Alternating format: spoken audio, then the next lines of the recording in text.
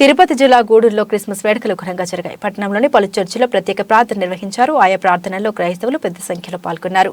క్రీస్తు గీతాలను ఆలపించారు. ఈ సందర్భంగా క్రీస్తు జననంపై ప్రదర్శించిన పలు సాంస్కృతిక కార్యక్రమాలు ఎంతగానో ఆకట్టుకున్నాయి.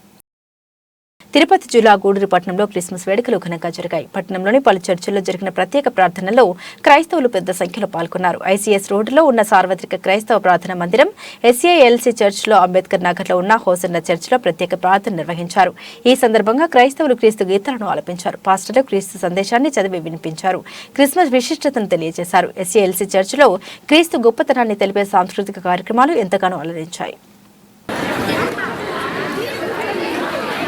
Baby boy has come to make you new. This child that you deliver will soon deliver you.